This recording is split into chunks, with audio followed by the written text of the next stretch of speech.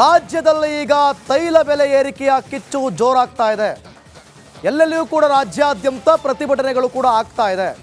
ಇದರ ಬೆನ್ನಲ್ಲೇ ಈಗ ಕಾಂಗ್ರೆಸ್ ಮತ್ತೆ ಬಿಜೆಪಿ ಜಟಾಪಟಿ ಏನು, ತೈಲ ಬೆಲೆ ಏರಿಕೆ ಆಗಿರೋದು ಬಗ್ಗೆಲ್ಲ ಕೂಡ ನೋಡ್ತಾ ಹೋಗೋಣ. ಮೊದಲಿಗೆ ಬೆಂಗಳೂರಿನಲ್ಲಿ ಪ್ರತಿಭಟನೆಗಳು ಆಗ್ತಾ ಇದೆ. ಕಾಂಗ್ರೆಸ್ ಬಿಜೆಪಿ ನಡುವೆ ತೈಲ ತೆರಿಗೆ ಏರಿಕೆ ದಂಗಲ್ಲಿಗ.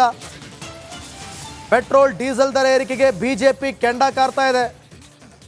ಸಿದ್ದರಾಮಯ್ಯ ಸರ್ಕಾರದ ವಿರುದ್ಧ ಬಿಜೆಪಿ ಸಮರವನ್ನ ಸಾರ್ತಾ ಇದೆ. ಬೃಹತ್ ಜನಾಂದೋಲನಕ್ಕೆ ಮುಂದಾಗಿದೆ ಬಿಜೆಪಿ.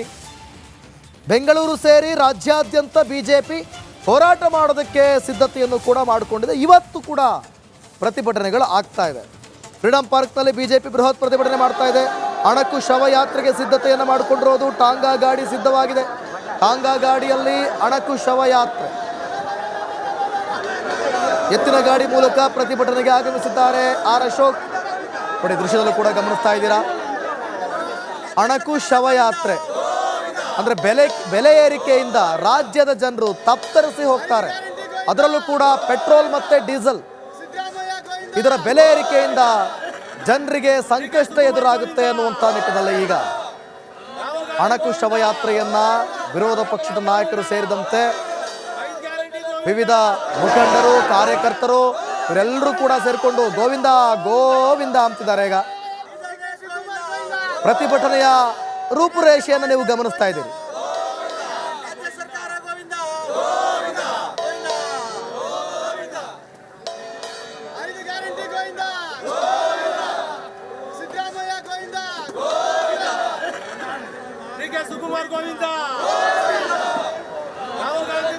ನನಗೇನು ಕೇಳಿಸ್ತಿಲ್ಲ ಸರ್, ಮಾತ್ರ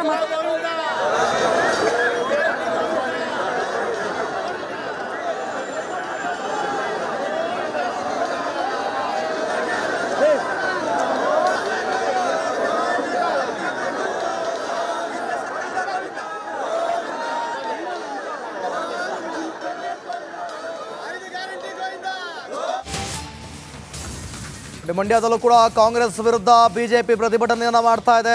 ಮಂಡ್ಯದಲ್ಲೂ ಕೂಡ ಕಿಚ್ಚು ಜೋರಾಗಿದೆ. ಹಳೆ ಮೈಸೂರು ಬೆಂಗಳೂರು ಹೆದ್ದಾರಿ ತಡೆದು ಪ್ರತಿಭಟನೆಯನ್ನ ಮಾಡ್ತಿದ್ದಾರೆ. ಸಂಜಯ್ ವೃತ್ತದಲ್ಲಿ ಮಾನವ ಸರಪಳಿಯನ್ನ ನಿರ್ಮಿಸಿ ಆಕ್ರೋಶವನ್ನು ಹೊರಹಾಕ್ತಿದ್ದಾರೆ. ಪೆಟ್ರೋಲ್ ಡೀಸೆಲ್ ಮೇಲಿನ ಸೆಸ್ ದರ ಇಳಿಸುವಂತೆ ಆಗ್ರಹಿಸಲಾಗ್ತಾ ಇದೆ. ಈಗ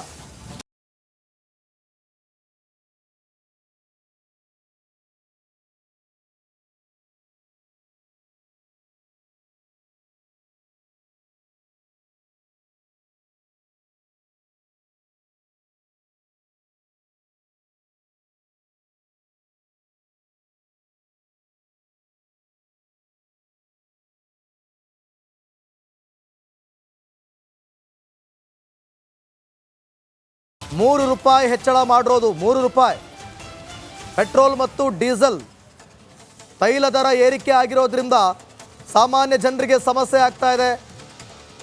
ಈ ಬೆನ್ನಲ್ಲೇ ಈಗ ಸೆಸ್ ದರವನ್ನು ಇಳಿಸುವಂತೆ ಆಗ್ರಹ ಕೇಳಿ ಬರ್ತಾ ಇದೆ. ಬೆಂಗಳೂರಿನಲ್ಲೂ ಕೂಡ ಪ್ರತಿಭಟನೆ. ಅಣಕು ಶವಯಾತ್ರೆ ನೋಡಿದ್ರೆ ಈಗ ಮಂಡ್ಯದಲ್ಲಿ ಸಂಜಯ್ ವೃತ್ತದಲ್ಲಿ ಪ್ರತಿಭಟನೆಯನ್ನ ಮಾಡ್ತಿದ್ದಾರೆ. ದೃಶ್ಯದಲ್ಲೂ ಕೂಡ ಗಮನಿಸ್ತಿದ್ದೀವಿ.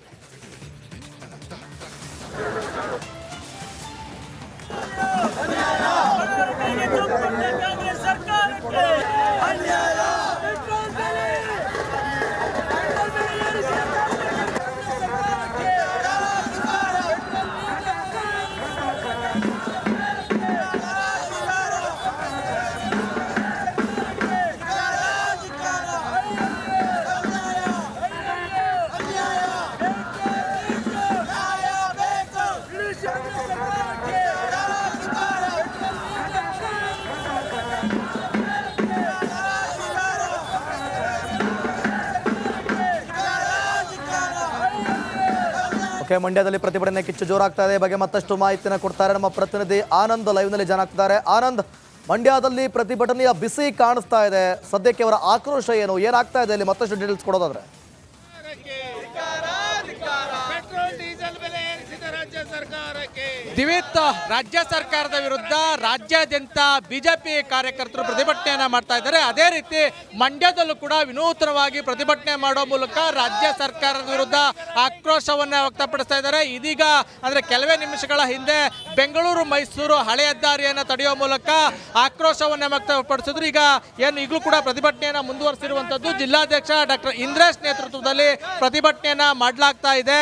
ಕಿವಿಗೆ ಹೂ ಮುಡ್ಕೊಳ್ಳೋದು, ಅದ್ರ ಜೊತೆಗೆ ಏನು ಕೈಲಿ ತೆಂಗಿನ ಚಿಪ್ಪು, ಖಾಲಿ ಕೊಡವನ್ನ ಹಿಡ್ಕೊಳ್ಳೋ ಮೂಲಕ, ಅಂದ್ರೆ ಖಾಲಿ ಚೆಂಬು ಅನ್ನ ಹಿಡ್ಕೊಳ್ಳೋ ಮೂಲಕ ಜನರಿಗೆ ಸರ್ಕಾರ ಚೆಂಪು ಕೊಡ್ತಾ ಇದೆ, ಖಾಲಿ ಚಿಪ್ಪನ್ನ ಕೊಡ್ತಾ ಇದೆ ಅಂತ ಹೇಳಿ ಆಕ್ರೋಶವನ್ನು ವ್ಯಕ್ತಪಡಿಸ್ತಾ ಇದೆ. ಇನ್ನೊಂದು ಕಡೆ ಏನು ಗ್ಯಾರಂಟಿ ಯೋಜನೆಗಳನ್ನ ನೀಡ್ತಾ ಇದ್ರೆ, ಮತ್ತೊಂದು ಕಡೆ ಜನರ ಜೇಬಿಗೆ ಕತ್ತರೆಯನ್ನ ಆಗ್ತಾ ಇದೆ ಅನ್ನೋ ಒಂದು ಅಣುಕು ಪ್ರದರ್ಶನವನ್ನು ಕೂಡ ಮಾಡ್ತಾ ಇರುವಂತದ್ದು. ಏನೋ ಈಗಾಗಲೇ ರಾಜ್ಯದ ಹಲವು ಸಮಸ್ಯೆಗಳನ್ನು ಎದುರಿಸ್ತಾ ಇರುವಂತ ಜನ ಈಗ ಮತ್ತಷ್ಟು ಸಮಸ್ಯೆಗೆ ಸಿಲುಕಿದ್ದಾರೆ ಅಂತ ಹೇಳಿ ಆಕ್ರೋಶವನ್ನ ವ್ಯಕ್ತಪಡಿಸ್ತಾ ಇರುವಂತದ್ದು. ಇನ್ನು ಈ ಬಗ್ಗೆ ಮಾತಾಡೋದಕ್ಕೆ ನಮ್ಮ ಜೊತೆ ಜಿಲ್ಲಾಧ್ಯಕ್ಷರಾದಂಥ ಇಂದ್ರೇಶ್ ಅವರು ಇದ್ದಾರೆ. ಅವ್ರನ್ನ ಮಾತಾಡಿಸ್ತಾ ಹೋಗ್ತೀನಿ. ಸರ್, ಇವತ್ತು ಪ್ರತಿಭಟನೆಯನ್ನ ಮಾಡ್ತಾ ಇದ್ದೀರಿ, ಜೊತೆಗೆ ರಾಜ್ಯ ಸರ್ಕಾರ ತನ್ನ ಬೆಲೆ ಅಂದ್ರೆ ಏನು ತೈಲ ಬೆಲೆ ತೆರಿಗೆ ಜಾಸ್ತಿ ಮಾಡಿದೆ ಅದನ್ನ ಸಮರ್ಥಿಸ್ಕೊಳ್ತಾ ಇದೆ, ಏನ್ ಹೇಳ್ತೀರಿ? ಅಲ್ಲ, ಅವರು ಏನು ಮಾಡಿದ್ರು ಸಮರ್ಥನೆ ಮಾಡ್ಕೋತಾರೆ. ಇವತ್ತು ಸಿದ್ದರಾಮಯ್ಯ ಆಗ್ಬೋದು, ಡಿ ಕೆ ಶಿವಕುಮಾರ್ ಆಗ್ಬೋದು, ಕಳ್ಳರುಗಳು ರಾತ್ರಿ ಹೊತ್ತು ಕತ್ಲೆಲ್ಲಿ ಕದ್ರೆ ಇವರು ಹಗಲು ದರೋಡೆ ಮಾಡ್ತಾವ್ರೆ. ತಾವು ನೋಡ್ಬೋದು, ಸ್ಟ್ಯಾಂಪ್ ಡ್ಯೂಟಿಯಿಂದ ಹಿಡಿದು ಪೇಪರಿಂದ ಹಿಡಿದು 20 ರೂಪಾಯಿ ಪೇಪರ್ 100 ರೂಪಾಯಿ ಆಗಿದೆ, 100 ರೂಪಾಯಿ ಪೇಪರ್ 500 ರೂಪಾಯಿ ಆಗಿದೆ. ಇವತ್ತು ಬರ್ತ್ ಸರ್ಟಿಫಿಕೇಟ್ ಆಗ್ಬೋದು ಅಥವಾ ಡೆತ್ ಸರ್ಟಿಫಿಕೇಟ್ ಆಗ್ಬೋದು, ಪ್ರತಿಯೊಂದು ಕೂಡ ರೇಟ್ ಜಾಸ್ತಿ ಮಾಡಿದ್ದಾರೆ. ಅದ್ರ ಜೊತೆಗೆ ತಮಗೂ ಗೊತ್ತು, ವಿದ್ಯುತ್ ದರ ಜಾಸ್ತಿ ಮಾಡಿದ್ರು, ಮದ್ಯದ ದರ ಜಾಸ್ತಿ ಮಾಡಿದ್ರು. ಅದ್ರ ಜೊತೆಗೆ ಇವತ್ತು ಪೆಟ್ರೋಲು ಡೀಸೆಲ್ನ 3-3.5 ರೂಪಾಯಿ ಜಾಸ್ತಿ ಮಾಡಿರೋದ್ರಿಂದ ಇವತ್ತು ಜನಸಾಮಾನ್ಯರಿಗೆ ಹೊಡೆತ ಬೀಳುತ್ತೆ. ನಾವು ಇವ್ರನ್ನ ರೇಟ್ ಕಡಿಮೆ ಮಾಡಿ ಅಂತ ಕೇಳ್ತಿಲ್ಲ, ಈ ಆದೇಶನ ಹಿಂಪಡಿಬೇಕು. ಇವತ್ತು ಭಾರತೀಯ ಜನತಾ ಪಾರ್ಟಿ ವತಿಯಿಂದ ಇಡೀ ರಾಜ್ಯಾದ್ಯಂತ ಎಲ್ಲ ಜಿಲ್ಲಾ ಕೇಂದ್ರಗಳಲ್ಲಿ ಇವತ್ತು ಈ ಆದೇಶನೇ ವಾಪಸ್ ತಗೋಬೇಕು ಅಂತೇಳಿ ನಾವು ಒತ್ತಾಯ ಮಾಡ್ತಿರೋದು. ನಾಳೆ ನಾಡ್ದು 2 ದಿನ ಈ ರಾಜ್ಯ ಸರ್ಕಾರಕ್ಕೆ ಗಡುವು ಕೊಡ್ತೀವಿ. ನಾಳೆ ನಾಡ್ದೊಳಗಡೆ ಈ ಆದೇಶ ಏನಾದ್ರು ಹಿಂಪಡಿಲಿಲ್ಲ ಅಂದರೆ ಗುರುವಾರದಿಂದ ನಮ್ಮ ಮಾನ್ಯ ರಾಜ್ಯಾಧ್ಯಕ್ಷರಾದ BY ವಿಜಯೇಂದ್ರ ಅವರು ಮತ್ತು ಪ್ರತಿಪಕ್ಷದ ನಾಯಕರಾದ ಅಶೋಕ್ ಅವರು ಮತ್ತು ನಮ್ಮೆಲ್ಲ ಹಿರಿಯ ನಾಯಕರ ನೇತೃತ್ವದಲ್ಲಿ ನಮ್ಮ ಭಾರತೀಯ ಜನತಾ ಪಾರ್ಟಿ ತೀರ್ಮಾನ ಮಾಡುತ್ತೆ. ನಮ್ಮ ಭಾರತೀಯ ಜನತಾ ಪಾರ್ಟಿ ಜನಪರ ಮತ್ತು ರೈತರ ಪರ ಇರಬೇಕು ಅನ್ನೋ ದೃಷ್ಟಿಯಿಂದ ಇವತ್ತು ನಾವೆಲ್ಲರೂ ಕೂಡ ಪ್ರತಿಭಟನೆಯನ್ನು ಮಾಡ್ತಾ ಇದ್ದೇವೆ. ಪೆಟ್ರೋಲ್ ಡೀಸೆಲ್ ಏರಿಕೆ ಮಾಡಿದ್ರೆ ಅಂದ್ರೆ ಆ ಬೆಲೆ ಹೆಚ್ಚಳ ಆದರೆ ಸಾಮಾನ್ಯವಾಗಿ ಅಗತ್ಯ ವಸ್ತುಗಳೆಲ್ಲ ಏರಿಕೆ ಆಗ್ತಾ ಹೋಗ್ತದೆ, ಕ್ಯಾಸ್ಕೇಡಿಂಗ್ ಎಫೆಕ್ಟ್ ಆಗ್ತದೆ. ಏನಾಗ್ತದೆ, ಈಗ ಇವರು ಮಾರಾಟ ತೆರಿಗೆ ಏನು ತೈಲ ಬೆಲೆ ಮೇಲೆ ಹಾಕಿದಾರೋ, ಇವರೇನು ಹೇಳ್ತಾರೆ, ಸೆಂಟ್ರಲ್ ಗೌರ್ಮೆಂಟನ್ನು ಬ್ಲೇಮ್ ಮಾಡ್ತಾ ಇದ್ದಾರೆ. ಸೆಂಟ್ರಲ್ ಗೌರ್ಮೆಂಟು ಸೆಂಟ್ರಲ್ ಎಕ್ಸೈಸ್ ಹಾಕಿರೋದು ಹಲವಾರು ವರ್ಷದ ಹಿಂದೆ, ನಿನ್ನೆ ಮೊನ್ನೆ ಹಾಕಿಲ್ಲ. ಇವರು ಏಕಾಕಿ 3 ರೂಪಾಯಿ ಏರಿಸ್ತಾರೆ ಅಂದರೆ ತೈಲ ಬೆಲೆ, ಇದು ನಿಜವಾಗ್ಲೂ ಸೂಚನೀಯವಾದಂಥ ಒಂದು ಕಳವಳಕಾರಿಯಾದಂಥ ವಿಷಯ. ಯಾಕೆಂತಂದರೆ ಶ್ರೀಸಾಮಾನ್ಯನವರೆಗೆ ಬರ್ತದದು. ಒಂದು ತೈಲ ಬೆಲೆ ಇಲ್ಲಿ ಏರಿಕೆ ಮಾಡಿದರೆ ಟ್ರಾನ್ಸ್ಪೋರ್ಟಿಂದ, ಗ್ರಾಸರಿಯಿಂದ ಪ್ರತಿಯೊಂದು ಅಗತ್ಯ ವಸ್ತುಗಳು ಜಾಸ್ತಿ ಆಗ್ತಾ ಹೋಗ್ತದೆ. ಕೂಲಿ ಕಾರ್ಮಿಕರಿಗೆ, ರೈತರಿಗೆ, ಪ್ರತಿಯೊಬ್ಬರಿಗೂ ಇದು ಎಫೆಕ್ಟ್ ಆಗ್ತದೆ. ಹಾಗಾಗಿ ಈ ಒಂದು ಜನವಿರೋಧಿ ಸರ್ಕಾರ ತೊಲಗಬೇಕು. ಮತ್ತು ಇವರು ಎಲ್ಲ ಚೀಪ್ ಪಾಪ್ಯುಲಾರಿಟಿಗೋಸ್ಕರ ಎಲ್ಲ ಬೇಬೀಸ್ನ ಕೊಟ್ಟರು ಉಪಯೋಗ ಏನಿದೆ, ಇವರು ತಕ್ಷಣ ಗ್ಯಾರಂಟಿನ ನಿಲ್ಲಿಸಬೇಕು, ಜನರ ಸುಲಿಗೆಯನ್ನು ತಡೆಯಬೇಕು ಅಂತ ಹೇಳಿ ನಾವು ಈ ಒತ್ತಾಯ ಮಾಡ್ತೀವಿ. ನೀವು ಗಮನಿಸಿದ್ರಲ್ಲ, ಈಗಾಗಲೇ ರಾಜ್ಯ ಸರ್ಕಾರ ಏನು ತೆರಿಗೆ ಹೆಚ್ಚಳ ಮಾಡಿ ಆದೇಶವನ್ನು ಮಾಡಿದೆ, ಅದನ್ನು ವಾಪಸ್ ತಗೋಬೇಕು, ಆ ಮೂಲಕ ಜನರ ಪರವಾಗಿ ನಿಲ್ಲಬೇಕು. ಇಲ್ಲಾಂದರೆ ನಾವು 2-3 ದಿನಗಳಲ್ಲಿ ಪ್ರತಿಭಟನೆಯನ್ನು ಮಾಡ್ತೀವಿ ಅಂತೇಳಿ ಎಚ್ಚರಿಕೆಯನ್ನು ಕೊಡ್ತಾ ಇರುವಂಥದ್ದು. ಏನು ತೆರಿಗೆ ಅಂದರೆ ಏನು ಪೆಟ್ರೋಲ್ ಹಾಗೂ ಡೀಸೆಲ್ ಹೆಚ್ಚಳ ಆಯಿತು ಅಂದರೆ, ಬೆಲೆ ಹೆಚ್ಚಳ ಆಯಿತು ಅಂದರೆ ಸಾಮಾನ್ಯವಾಗಿ ಅಗತ್ಯ ವಸ್ತುಗಳ ಮೇಲೆ ಅದರ ಪರಿಣಾಮ ಬೀರ್ತದೆ. ಹಾಗಾಗಿ ಜನರು ಮತ್ತಷ್ಟು ಸಂಕಷ್ಟಕ್ಕೆ ಸಿಲುಕ್ತಾರೆ. ಹಾಗಾಗಿ ಕೂಡಲೇ ಏನು ತೆರಿಗೆ ಹೆಚ್ಚಳದ ಆದೇಶವನ್ನು ವಾಪಸ್ ತಗೋಬೇಕು. ಥ್ಯಾಂಕ್ ಯು ಆನಂದ್, ನಿಮ್ಮೆಲ್ಲ ಮಾಹಿತಿಗಾಗಿ. ದೃಶ್ಯ 1, 4 ದೃಶ್ಯಾವಳಿಗಳನ್ನು ಕೂಡ ನೀವು ಗಮನಿಸ್ತಾ ಇದ್ದೀರಿ. ಗ್ಯಾರಂಟಿಗಾಗಿ ಪೆಟ್ರೋಲನ್ನ ರೇಟನ್ನ ಜಾಸ್ತಿ ಮಾಡಿ ಈಗ ಬರೆ ಎಳಿತಾ ಇದೆ ಸರ್ಕಾರ ಅಂಥೇಳಿ ರಾಜ್ಯ ಸರ್ಕಾರದ ವಿರುದ್ಧ ಪ್ರತಿಭಟನೆಗಳಾಗ್ತಾ ಇದೆ. ಒಂದು ಕಡೆ ಬೈಕ್ ರ್ಯಾಲಿಯನ್ನು ಮಾಡ್ತಿದ್ದಾರೆ, ಮತ್ತೊಂದು ಕಡೆ ಎತ್ತಿನ ಗಾಡಿಯಲ್ಲಿ ಬಂದು ಎತ್ತಿನ ಗಾಡಿ ಮುಖಾಂತರ ಆರ್ ಅಶೋಕ್ ಅವರು ಬರ್ತಾರೆ, ಪ್ರತಿಭಟನೆಯಲ್ಲಿ ಭಾಗಿಯಾಗ್ತಾರೆ. ದೃಶ್ಯ 3 ಅಣಕು ಶವಯಾತ್ರೆ. ದೃಶ್ಯ 4 ಮಂಡ್ಯದಲ್ಲಿ ಮಾನವ ಸರಪಳಿ ಮಾಡಿ ಪ್ರತಿಭಟನೆಯನ್ನು ಮಾಡ್ತಾ ಇದ್ದಾರೆ. ಬೆಳಗಾವಿಯಲ್ಲಿ, ಕಲಬುರಗಿಯಲ್ಲಿ, ಬೆಂಗಳೂರು ಮತ್ತೆ ಮಂಡ್ಯದಲ್ಲಿ ನೋಡ್ತಾ ಇದ್ದೀರಾ. ಬೆಳಗಾವಿಯಲ್ಲಿ ಬೈಕ್ ರ್ಯಾಲಿ ಮುಖಾಂತರ ಪ್ರತಿಭಟನೆ ಮಾಡ್ತಿದ್ದಾರೆ, ಕಲಬುರಗಿಯಲ್ಲಿ ಎತ್ತಿನ ಗಾಡಿಯಲ್ಲಿ ಬಂದು ಪ್ರತಿಭಟನೆ ಮಾಡ್ತಾರೆ. ನೋಡಿ, ಬೆಳಗಾವಿಯಲ್ಲಿ ಪ್ರತಿಭಟನೆಯ ಕಿಚ್ಚು ಜೋರಾಗ್ತಾ ಇದೆ. ಸರ್ಕಾರದ ವಿರುದ್ಧ ಬೆಲೆ ಏರಿಕೆಯ ಸಮರ ಜೋರಾಗ್ತಾ ಇದೆ. ಘೋಷಣೆಗಳನ್ನು ಕೂಗ್ತಿದ್ದಾರೆ ಸರ್ಕಾರದ ವಿರುದ್ಧ. ರಾಜ್ಯಘಟ್ಟ ಕಾಂಗ್ರೆಸ್ ಸರ್ಕಾರಕ್ಕೆ ಜನ ವಿರೋಧಿ ಕಾಂಗ್ರೆಸ್ ಸರ್ಕಾರಕ್ಕೆ ಎರಡು ತಗೋರಿ ಎರಡು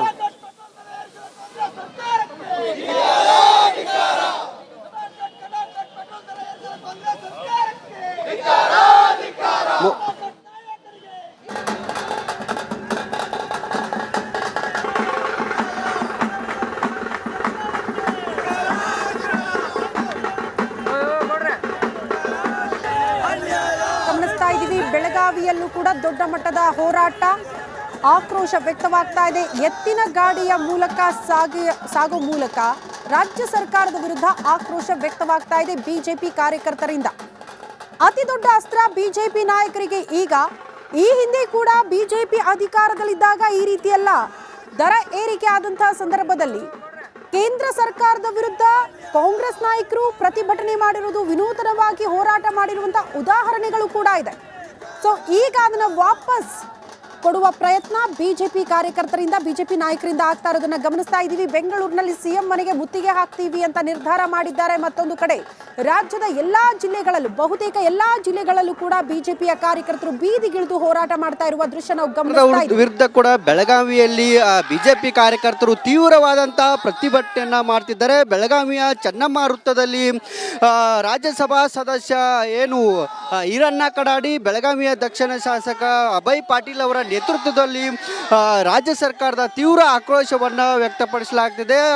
ರಾಜ್ಯ ಸರ್ಕಾರದ ವಿರುದ್ಧ ಅಯ್ಯಯ್ಯೋ ಅನ್ಯಾಯ ಅನ್ನೋ ನಿಟ್ಟಿನಲ್ಲಿ ಧಿಕ್ಕಾರ ಕೂಗಿ ಆಕ್ರೋಶವನ್ನು ಕೂಡ ವ್ಯಕ್ತಪಡಿಸಲಾಗ್ತಿದೆ. ದೃಶ್ಯದಲ್ಲಿ ಗಮನಿಸಬಹುದು, ಜೋಡೆತ್ತಿನ ಬಂಡೆಗಳಿಗೆ ಏನು ವ್ಯಾನನ್ನು ಕಟ್ಟಿ ಇಲ್ಲಿ ಪ್ರತಿಭಟನೆಯನ್ನು ಮಾಡ್ತಿದ್ದಾರೆ. ಅದನ್ನು ಜಗ್ಗಿಕೊಂಡು ಹೋಗುವ ಕೆಲಸವನ್ನು ಕೂಡ ಮಾಡಲಾಗ್ತಿದೆ. ಹಿಂದೆ ಏನು ಎತ್ತುಗಳ ಮೂಲಕ ನಾವು ವಾಹನ ಸವಾರನ್ನು ಮಾಡ್ತಿದ್ವಿ, ಒಂದು ಊರಿಂದ ಮತ್ತೊಂದು ಊರಿಗೆ ಸಂಪರ್ಕವನ್ನು ಕಲ್ಪಿಸ್ತಿದ್ವಿ. ಅದೇ ರೀತಿಯಾದಂಥ ವಾತಾವರಣ ಮುಂದೆ ನಿರ್ಮಾಣ ಆಗುತ್ತೆ. ಆ ನಿಟ್ಟಿನಲ್ಲಿ ರಾಜ್ಯ ಸರ್ಕಾರ ಕ್ರಮವನ್ನು ಕೈಗೊಳ್ತಾ ಇದೆ ಅನ್ನೋ ಒಂದು ಆರೋಪವನ್ನು ಬೆಳಗಾವಿಯಲ್ಲಿ ಬಿಜೆಪಿ ಕಾರ್ಯಕರ್ತರು ಮಾಡ್ತಿದ್ದಾರೆ. ಸದ್ಯ ನನ್ನ ಜೊತೆಗೆ ಇಲ್ಲಿ ಬೆಳಗಾವಿಯ ದಕ್ಷಿಣ ಶಾಸಕರಿದ್ದಾರೆ, ಅವರನ್ನು ಕೂಡ ನಾನು ಮಾತಾಡ್ತೀನಿ. ಸರ್, ಏನು ಹೇಳ್ತೀರಿ? ಖಟಾಕಟ್ ಅಂತ ಹೇಳಿ ರೇಟ್ ಏರ್ಸಿರು. ಮತ್ತು ಪೇಪರ್ನಾಗ ಚಂಬು ಅಡ್ವರ್ಟೈಸ್ ಕೊಟ್ಟಿದ್ರು. ಆ ಚಂಬು ಯಾರು ಕೊಟ್ಟಿದ್ರು ಈಗ ಗುರುತಾದ ಮಂದಿಗೆ, ಯಾರು ಹುಟ್ಟಕ್ಕಿದಾರೆ ಅವ್ರಿಗೆ ಯಾಕೆ ಚಂಬು ಕೊಟ್ಟಿದ್ದಾರೆ. ಮತ್ತು ಪೇಪರ್ನಾಗ ಚಂಬು ಅಡ್ವರ್ಟೈಸ್ ಕೊಟ್ಟಿದ್ರು. ಇವ್ರಿಗೆ ಏನ್ರಿ ಮಾನ ಮರ್ಯಾದೆ ಐತಿ? ಇಲೆಕ್ಷನ್ಗಿಂತ ಮೊದಲು ಏರಿಸ್ಬೇಕಾಗಿತ್ತು, ಏರಿಸೋದಿತ್ತಂದ್ರೆ ಅಂದರೆ ಜನಸಾಮಾನ್ಯರನ್ನ ಬರೀ ಯಾವತ್ತು ಕಾಂಗ್ರೆಸ್ 70 ವರ್ಷ ಕನ್ನಾಗ ಮಣ್ಣು ಹಾಕಿದ್ದೈತಿ, ಇವು ಕನ್ನಾಗ ಮಣ್ಣು ಹಾಕಿದ್ದೈತಿ. ಇನ್ನಾದರೂ ಜನರು ಎಚ್ಚೆತ್ತಬೇಕು. ಎಲ್ಲ ಬೆಲೆ ಏರಿಕೆಗಳಾಗ್ತಿದೆ ಸರ್. ನೀವು ಕೂಡ ಈ ವಾಹನಕ್ಕೆ ಜೋಡತ್ತಿಗಳು ಕಟ್ಕೊಂಡು ಹೊಂಟಿದ್ದೀರಿ. ಹೌದು, ಈಗ ಪೆಟ್ರೋಲ್ ಡೀಸೆಲ್ ಹಾಕಿ ಪೆಟ್ರೋಲ್ ಡೀಸೆಲ್ ಹಾಕಿ ಪುರೋಡಿಸೋದಿಲ್ಲ. ಈಗ ಇವಕ್ಕೆಲ್ಲ ಈಗ ಇದು ಮಾಡೋದು, ಎತ್ತುಗಳು ಹತ್ಕೊಂಡು ಹೊಡೋದೈತಿ. ಈಗ ರಾಜ್ಯ ಸರ್ಕಾರ ಅನೇಕ ದರಗಳನ್ನು ಇವತ್ತು ಹೆಚ್ಚು ಮಾಡಿದೆ.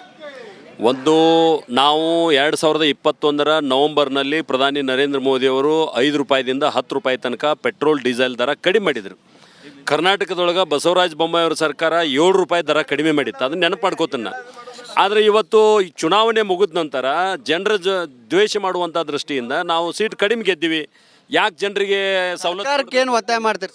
ನಾನು ಸರ್ಕಾರಕ್ಕೆ ಇವತ್ತು ಒತ್ತಾಯ ಮಾಡುವಂಥದ್ದು, ಜನರ ಜೊತೆ ದ್ವೇಷ ಮಾಡಬೇಡ್ರಿ, ನಿಮಗೆ ಸೀಟ್ ಕಡಿಮೆ ಬಂದವು ಅನ್ನುವಂಥ ಸೇಡ್ ಜನರ ಜೊತೆ ತಕ್ಕೋಬೇಡ್ರಿ. ದಯವಿಟ್ಟು ದರ ಏರಿಕೆಯನ್ನು ಕಡಿಮೆ ಮಾಡಿರಿ. ನೀವು ಸ್ಟಾಂಪ್ ಡ್ಯೂಟಿ ಹೆಚ್ಚು ಮಾಡಿದಿರಿ, ನೀವು ವಿದ್ಯುತ್ ದರ ಹೆಚ್ಚು ಮಾಡಿದಿರಿ, ನೀವು ಹಾಲಿನ ದರ ಹೆಚ್ಚು ಮಾಡಿದಿರಿ. ಕೇಂದ್ರ ಸರ್ಕಾರ ಕಡಿಮೆ ಮಾಡಲಿ ಅನ್ನೋ ಒಂದು ಮಾತನ್ನು ಹೇಳ್ತಾರೆ. ಕೇಂದ್ರ ಸರ್ಕಾರ 2021 ನವಂಬರ್ದೊಳಗೆ ನಾವು 10 ರೂಪಾಯಿ ಕಡಿಮೆ ಮಾಡಿದ್ದೀವಲ್ಲ.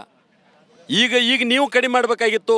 ಅವತ್ತು ಬೊಮ್ಮಾಯಿಯವ್ರ ಸರ್ಕಾರ 7 ರೂಪಾಯಿ ಕಡಿಮೆ ಮಾಡಿತ್ತು. ನೀವು ಬಂದ ನಂತರ ಏನು ಕಡಿಮೆ ಮಾಡಿದಿರಿ? ಇನ್ನೊಬ್ರಿಗೆ ಹೇಳ್ತೀರಿ ನೀವೇನು ಕಡಿಮೆ ಮಾಡಿದಿರಿ? ಒಂದ್ಸಲ ಕಡಿಮೆ ಮಾಡ್ಬೇಕಲ್ಲ ನೀವು. ಸೇಡಿನ ಕ್ರಮ ಮುಂದುವರೆದ ಜನ ಇದನ್ನು ಅರ್ಥ ಮಾಡ್ಕೋಬೇಕಂತ ನಾವು ವಿನಂತಿ ಮಾಡ್ತೀವಿ. ಇದಿಷ್ಟು ಏನು ಬೆಳಗಾವಿಯ ದಕ್ಷಿಣ ಶಾಸಕ ಮತ್ತು ರಾಜ್ಯಸಭಾ ಸದಸ್ಯ ಈರಣ್ಣ ಕಡಾಡಿ ಅವರು ಹೇಳ್ತಿದ್ದಾರೆ.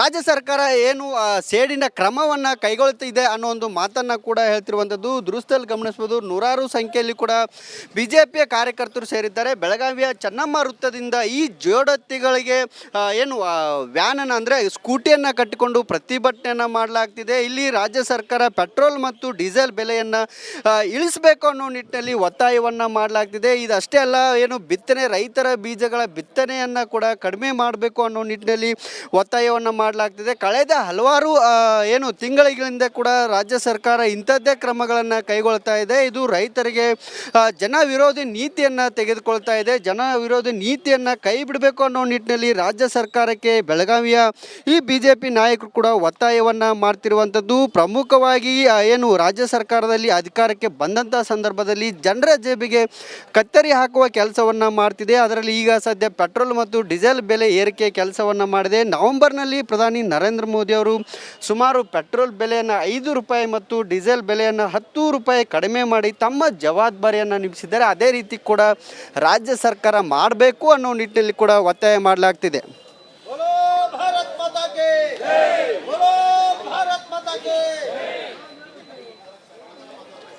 ಗಮನಿಸ್ತಾ ಇದ್ವಿ, ಇದು ರಾಜ್ಯ ಸರ್ಕಾರದ ವಿರುದ್ಧ ದೊಡ್ಡ ಮಟ್ಟದ ಆಕ್ರೋಶ ವ್ಯಕ್ತವಾಗ್ತಾ ಇರೋದು.